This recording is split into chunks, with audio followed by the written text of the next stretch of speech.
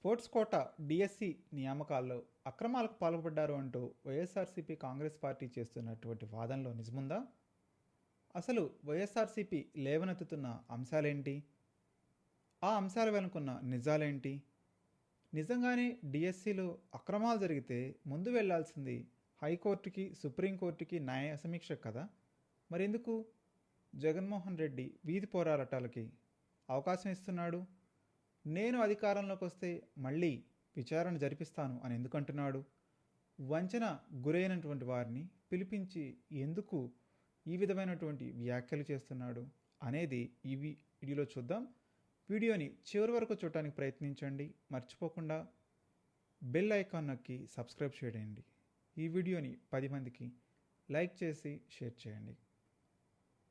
ఇక ఏపీ విషయానికి వస్తే డిఎస్సి అభ్యర్థులకి తానే న్యాయం చేస్తానని మాజీ ముఖ్యమంత్రి జగన్మోహన్ రెడ్డి ప్రకటించారు. ఎవరైతే డిఎస్సి అభ్యర్థులు ఉన్నారో వాళ్ళంతా చాలా ఆత్మన్యూనత భావంలో ఆందోళన చెందుతున్నారు. అప్పుడు ఆయన ఇచ్చినటువంటి కన్సోల్ ఏంటంటే, మేము అధికారంలోకి వస్తాం, అధికారంలోకి వచ్చిన తర్వాత వీటిపైన విచారణ జరిపిస్తాం, ఏదైనా అక్రమాలు బయటపడితే వారిపై చాలా కఠినమైనటువంటి నిర్ణయాలు తీసుకుంటాం అనేటువంటి అభిప్రాయాన్ని వెలిబుచ్చారు. అసలు ఎలా ఇటువంటి అక్రమాలు అన్యాయాలు జరిగాయో వారి ద్వారానే ప్రజలకు, మీడియాకు వివరించడం, డిఎస్సిలో అర్హతలున్న ఉద్యోగాలు పొందలేని వారితో నేరుగా మాట్లాడటం, వారితోనే న్యాయ పోరాటానికి నడుం బిగించటం. కానీ జగన్మోహన్ రెడ్డి కానీ వైఎస్ఆర్సీపీ పార్టీ కానీ చేస్తుంది ఏంటి అంటే కేవలం వీధి పోరాటాలు, అదేవిధంగా ప్రజల్లో నిలబెట్టడం. అంతకు మించి ఏ సుప్రీంకోర్టును, హైకోర్టును, న్యాయస్థానాలను ఆశ్రయించాల్సిన పని లేదా? ఒక ప్రధాన ప్రతిపక్షంగా పార్టీ ఒక లీగల్ విభాగాన్ని ఏర్పాటు చేసి వీళ్ళందరితోటి కోఆర్డినేట్ చేయొచ్చు కదా. ప్రత్యక్ష పోరాటంలో, వీధి పోరాటంలో పాల్గొనటం మాత్రమే కాదు, ఇవి కూడా ఆలోచించి ఆచరించాల్సినటువంటి అవసరం కూడా ఉంది కదా.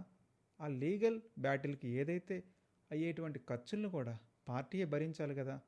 ఈ విధంగా ఎవరైతే అభ్యర్థులు ఉన్నారో, ఉద్యోగాలు పొందలేని మానున్నారో వాళ్ళందరిలో కూడా భరోసా నింపేటువంటి అవకాశం ఉంటుంది.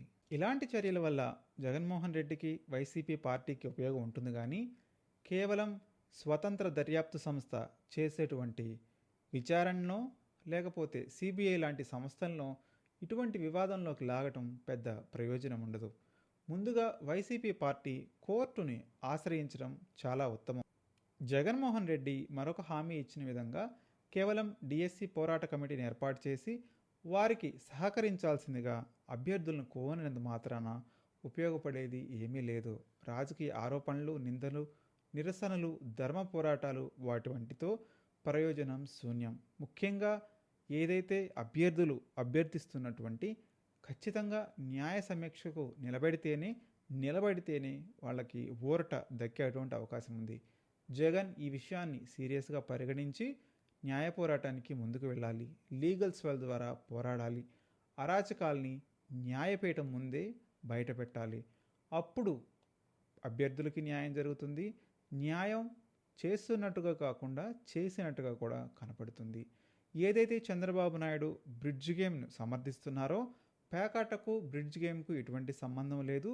మరొక వైపు పేర్ని నాని బ్రిడ్జ్ గేమ్ అంటే పేకాటే అనేటువంటి అంశాన్ని కూడా లేవనెత్తుతున్నారు. బ్రిడ్జ్ గేమ్ ద్వారా ఒక పోస్ట్ కూడా నియామకం చేపట్టలేదని మంత్రి వంగలపూడి అనిత ఆల్రెడీ చెప్పారు. మరొక వైపు బ్రిడ్జ్ గేమ్ కేంద్ర స్పోర్ట్స్ కోటాలో అనుమతి ఇచ్చినటువంటి క్రీడల్లో ఒకటి అని మరికొందరు చెప్తున్నారు. ఇలా డిఎస్సిపై 2 వర్గాలుగా చేరిపోయి ఇద్దరూ బయటపడి సమాజంలో ఒక రకమైనటువంటి ఆందోళన కలిగిస్తున్నారు. కాబట్టి జగన్మోహన్ రెడ్డి కేవలం హామీ కన్సోల్ చేయడం ద్వారా మాత్రమే కాకుండా న్యాయ పోరాటం దిగడం ద్వారా ఏదైతే డిఎస్సిపై అరాచకాలు, అన్యాయాలు జరిగాయని భావిస్తున్నారో వాళ్ళందరికీ కూడా ఊరట పొందే అవకాశం ఉంటుంది. మీరు కూడా మీ విలువైన అభిప్రాయాన్ని తెలియజేయండి. జగన్మోహన్ రెడ్డి న్యాయ సమీక్షకు నిలబడితేనే అభ్యర్థులు నిలబడతారా లేదా?